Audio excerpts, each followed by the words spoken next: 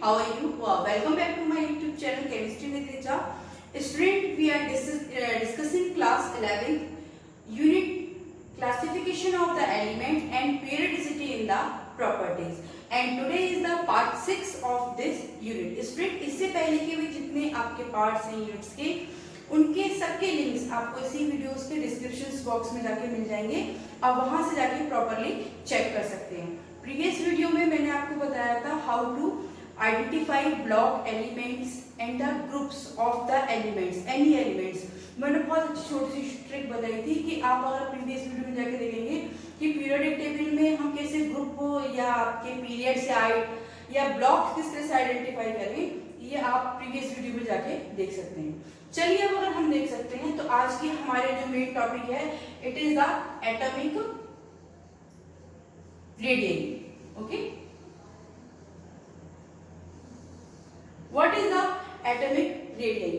अगर हम देखें it is the what is the atomic radii? Actually atomic radii ये डिफरेंट तरह की जैसे आयनेशन एंथैल्पी होती है आपकी, इलेक्ट्रॉन गेन एंथैल्पी होती है। It is the periodic properties. कैसे बोल सकते हैं हम इसको कि जो आपकी पीरियोडिक टेबल जो होती है उसमें प्रॉपर्टीज जो होती है एलिमेंट्स की किस तरह से डिपेंड करती हैं। आपका मैंने बताया कि we are discussing atomic radii, लेकिन इसके अलावा भी जब हम आगे नेक्स्ट वीडियो में टॉपिक डिस्कस करेंगे आयनेशन एंथैल्पी हो गई या फिर आपकी इलेक्ट्रॉन गेन एंथैल्पी हो गई, इलेक्ट्रॉन नेगेटिविटी हो गई, आयनिक रेडियई हो गई, ये सारी जो आपकी प्रॉपर्टीज हैं this is the periodic properties of the elements. इनके अकॉर्डिंग्स हम बहुत सारे एलिमेंट की प्रॉपर्टीज को कैसे करते हैं, प्रिडिक्ट कर सकते हैं। अब अगर हम देखते हैं what is the atomic radii. Atomic radii क्या होता है कि अगर हम नॉर्मली बताएं रेडियई वर्ड्स अगर हम देखें तो रेडियई अगर हम किसी सर्किल के लिए यूज करें तो सेंटर से लेके उसके सर्कमफ्रेंस तक की जो डिस्टेंस होती है हम उसको रेडियई बोलते हैं, क्योंकि मैं आपको रेफरेंस बता रही हूँ एक सर्किल के रेफरेंस में, ठीक है। लेकिन अगर हम एटॉमिक रेडियई को देखें तो एटॉमिक रेडियई में क्या होता है कि सर्कमफ्रेंस जो होती है कैसे होती है कि आप आउटर शेल को ही सर्कमफ्रेंस कर सकते हैं, लेकिन क्या होता है कि जो इसकी अगर हम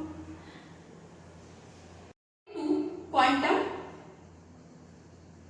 मैकेनिकल मॉडल, ठीक है, according to quantum mechanical model, quantum mechanical model के अगर हम अकॉर्डिंग देखें सर्किल में तो मैंने बताया कि आउटर आपकी रेडियस होती है, लेकिन according to quantum mechanical models atom does not possess boundary, क्योंकि एटम्स जो होता है कि कोई भी बाउंड्री पोसेस नहीं करता है। क्यों?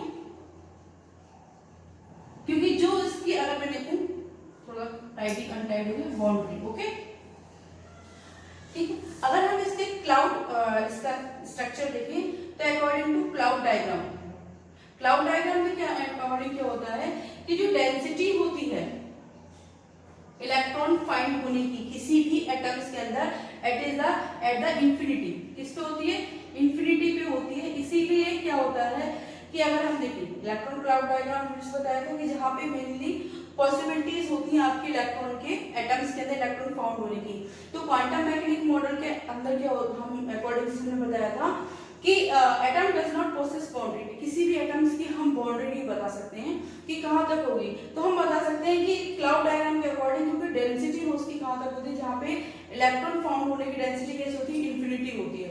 तो अगर हम इसको डेफिनेशंस फॉर्म में देखें तो distance between nucleus to density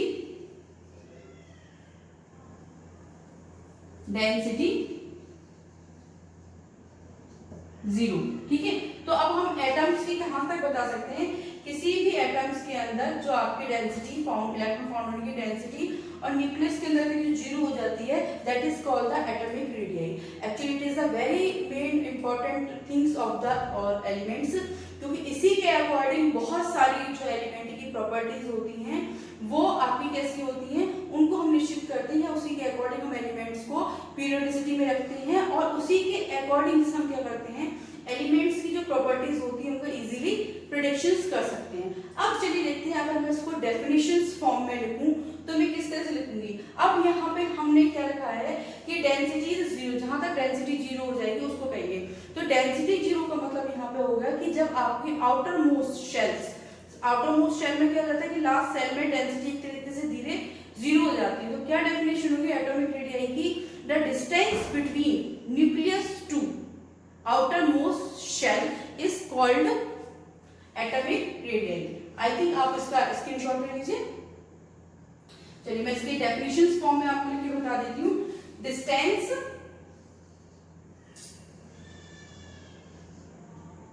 between nucleus to outermost shell, distance between nucleus to outermost shell is called atomic radii. That is your definition of the atomic radii. अब स्टूडेंट अगर हम देखें atomic radii different atoms में, अब देखिए कि different type की atomic radii हो सकती है। इसको हम कोवेलेंट रेडियई, ठीक है, या फिर आपकी आयोनिक रेडियई और वंडरवॉल्स रेडियई,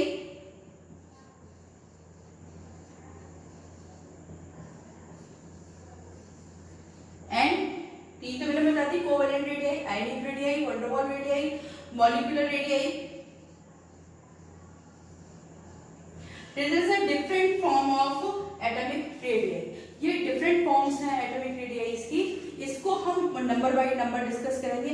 अब डिपेंड किस पे करती हैं कि मान लीजिए आपका मॉलिक्यूल्स है, तो मॉलिक्यूल्स में जब दो मॉलिक्यूल्स आपस में शेयरिंग कर रहे हैं, किस तरह से शेयरिंग कर रहे हैं, या फिर आपके दो एटम्स के बीच में मॉलिक्यूलर फॉर्मेशन में कोवेलेंट बॉन्ड बन रहा है तो कोवेलेंट रेडियई, आयंस के बीच की जो रेडियई होगी that is ionic radii.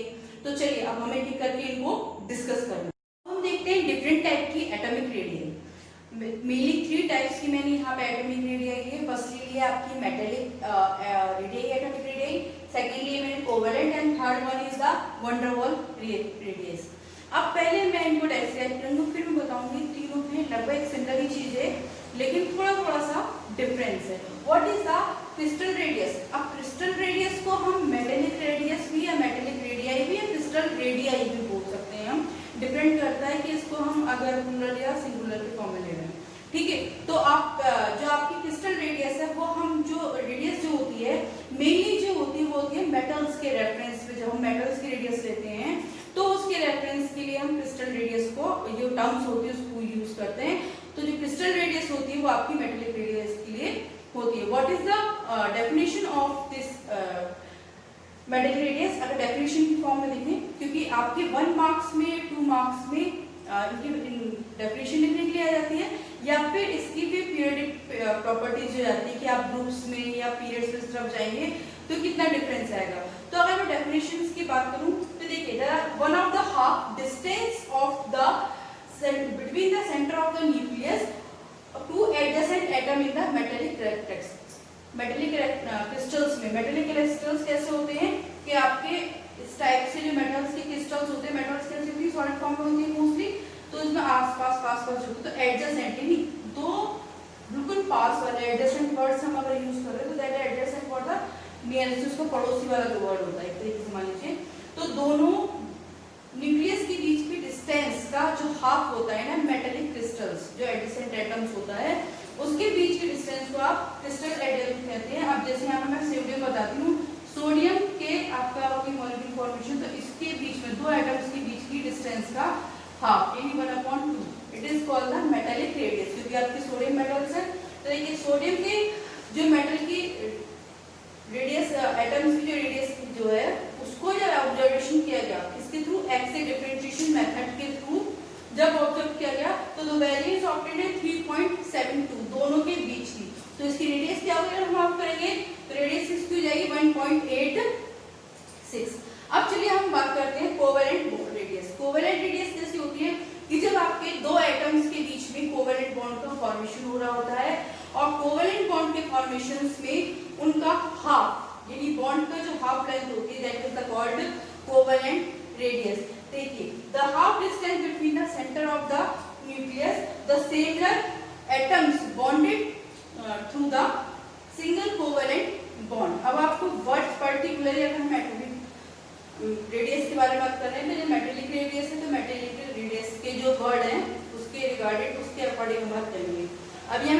Bond की बात करी तो कोवेलेंट बॉन्ड का मतलब हो गया कि जो आपके सेम एटम्स होते हैं, ठीक है, तो जब वो सेम एटम्स आपस में जिन कोवेलेंट बॉन्ड के थ्रू जो जुड़े होते हैं उसकी जो सिंगल बॉन्ड की जो हाफ लेंथ होती है that is called a single bond covalent की हाफ लेंथ जो होती है that is called the covalent radius. अगर यहाँ पे मैंने एग्जांपल के लिए लिया है ऑक्सीजन, ठीक है, तो ऑक्सीजन के बीच की जो डिस्टेंस होती है दैट इज द 132 एंगस्ट्रॉम। और अगर हम O2 की फिर रेडियस निकालें तो कितनी हो जाएगी, अगर मैं इसका हाफ कर दूं 132/2 कितना हो जाएगा आपका, यहाँ से अगर हम देखेंगे तो आपको 1.32, ठीक है, तो इट इज 0.66 एंगस्ट्रॉम। तो O2 के दोनों यानी जब ऑक्सीजन का मॉलिक्यूल का फॉर्मेशन हो रहा है सिमिलर एटम्स होगा जब उसके बीच की जो डिस्टेंस है दोनों एटम्स की कोवेलेंट बॉन्ड की डिस्टेंस हुई 1.3 एंगस्ट्रॉम 32 एंगस्ट्रॉम, और जब मैंने इसकी रेडियस निकाली तो मैंने उसको हाफ कर दिया 0.66 angstrom. Now come to on the van der Waals radius और inner van der Waals radius जो होती है that is the we taking it about the inner gas radius. जो इनर गैसेस होती हैं तो उसके हम रेफरेंस में इसके यूज करते हैं। तो इनर गैसेस के मतलब क्या होगा कि अगर के एटम्स ऐसे एटम्स जो दूसरे एटम्स के साथ पूरी तरह से क्लोज नहीं हो पा रहा है, उनके साथ बॉन्ड नहीं बना पा रहा, और जितना वो नियरेस्ट क्लोज आ जाता है तो उसके बीच की डिस्टेंस होती है that is the called van der Waals radius और इनर गैस रेडियस। देखिए मैंने इसको डिफरेंशिएट फॉर्म में लिखा हुआ है कि अगर आपको एग्जाम में लिखना पड़ेगा तो आप किस तरह से शो करेंगे, 1/2 distance between the nucleus of the two atoms the same substance of their closest approach. तो जो सेम सबस्टेंस के जो क्लोजेस्ट अप्रोच के बीच की जो डिस्टेंस होती है उसका 1/2 it is the called van der Waals radius. अब देखिए मैंने हाइड्रोजन का लिया है, तो जो आपका हाइड्रोजन का जो एटम्स होता है कि ये जब पूरी तरह से क्लोज नहीं आ पाता तो इसके नियरेस्ट क्लोजेस्ट अप्रोच का मतलब कि बॉन्ड का फॉर्मेशन होने से पहले जो उसके पास की पॉसिबिलिटी होती है नियरेस्ट आने की that is the called closest approach. तो इनके बीच की जो डिस्टेंस होगी, ठीक है, I am taking example of hydrogen. It is a 2.4 angstrom and the extra radius is 2.4/2 equal to 1.2 angstrom. So these are the three types of radius: metallic radius, covalent radius and van der Waals radius. अब इनको हम चलिए देखते हैं, study करते हैं कि इसको हम पीरियोडिक टेबल में अब ग्रुप में अगर आप अप टू डाउन आएंगे या पीरियड्स में लेफ्ट टू राइट, पीरियड्स कैसे होते हैं आपके लेफ्ट टू राइट चलते हैं पीरियोडिक टेबल में, और ग्रुप्स कैसे चलते हैं अप टू डाउन, उसके अकॉर्डिंग इसकी प्रॉपर्टीज किस तरह से होती है लेट्स डिस्कस। वेरिएशंस जो होता है एटॉमिक रेडियाई का in the periodic table group और अगर आप देखेंगे पीरियड्स में दोनों में डिफरेंट होता है, ठीक है। तो स्टूडेंट इससे पहले एक चीज और, अगर आपको सारे लेक्चर अच्छे से समझ में आ रहे हो या आज से आने वाले टॉपिक से रिलेटेड आप देखना चाहते हैं तो चैनल को प्लीज सब्सक्राइब करें, लाइक और शेयर जरूर करें।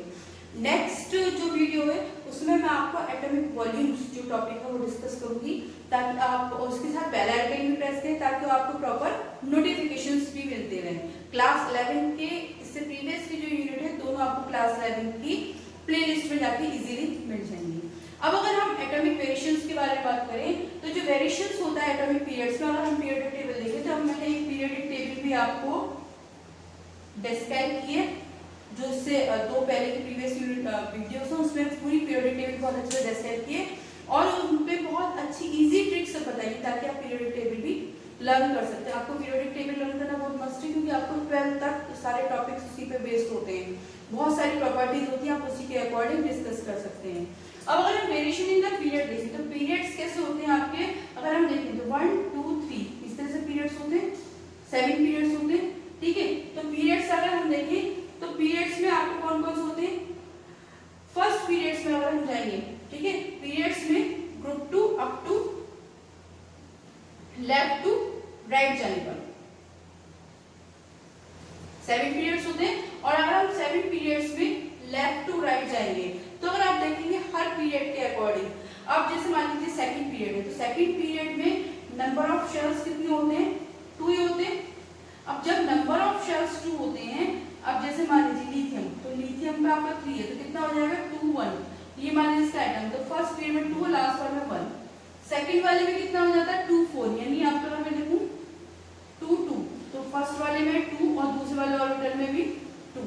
तो स्टूडेंट क्या होता है धीरे इंक्रीज अगर हम इस तरह से देखें तो शेल्स नंबर तो आपके सेम ही रहते हैं, लेकिन आफ्टर मोस्ट ऑर्बिटल्स में क्या होता है, आपके इलेक्ट्रॉन्स के नंबर फिल होते चले जाते हैं। जब नंबर फिल होते चले जाते हैं तो अगर मैं ऑक्सीजन पे आ जाऊं तो शेल्स 2 ही रहेंगे आपके, फर्स्ट में 2 और आउटर मोस्ट शेल्स में कितने हो जाएंगे, इलेक्ट्रॉन्स हो जाएंगे 6। तो यानी जब हम पीरियड्स में लेफ्ट टू राइट चलते हैं तो आपका एटॉमिक साइज जो होता है वो डिक्रीज होता है। क्यों होता है, क्योंकि यहाँ से जो न्यूक्लियस चार्ज होता है वो जो जैसे से नंबर ऑफ इलेक्ट्रॉन्स बढ़ते हैं तो जो पॉजिटिव चार्ज होता है न्यूक्लियस का वो उसको अपनी तरफ अट्रैक्ट करता है, जिसकी वजह से क्या होता है, एटम्स अंदर की तरफ श्रिंक्स हो जाता है। तो यानी पीरियड्स में आपका लेफ्ट टू राइट जाने पर एटॉमिक रेडियस कैसी होती है, आपकी डिक्रीज हो जाती है। ठीक है, क्योंकि क्या होगा, जैसे जैसे नंबर ऑफ इलेक्ट्रॉन बढ़ेंगे तो उसको होल्ड करने के लिए जो पॉजिटिव चार्ज है वो इलेक्ट्रॉन्स को अंदर की तरफ शेयर करेगा। आप देखिए छोटी चीजें आप उसको ज्यादा और डालिए, क्या होगा, अंदर की तरफ वो दबने लगती है। ऐसी एटम्स को अगर मैं कंपेयर करूं तो जैसे जैसे नंबर ऑफ इलेक्ट्रॉन्स बढ़ते जाएंगे तो एटॉमिक रेडियस अंदर की तरफ श्रिंक होती जाएगी। तो अगर हम पीरियड्स में लेफ्ट टू राइट जाएंगे तो एटॉमिक रेडियस आपकी इंक्रीज होगी, और अगर हम ग्रुप में अप टू डाउन आएंगे यानी ऊपर से नीचे की तरफ आएंगे तब एटॉमिक रेडियस आपकी उस कंट्रीब्यूशन कैसी होगी, इंक्रीज होगी। क्यों होगी, चलिए देखिए, ये तो मैंने आपको बताया था सेकंड पीरियड का एग्जांपल, ठीक है, सेकंड पीरियड का। अब अगर मैं देखूं वेरिएशंस इन द ग्रुप्स, जब हम ग्रुप्स में कैसे आते हैं, अप टू डाउन यानी ऊपर की तरफ से नीचे आते हैं, तो आपकी एटॉमिक रेडियस क्या हो जाती है, एटॉमिक रेडियस उस कंडीशंस में इंक्रीज हो जाएगी।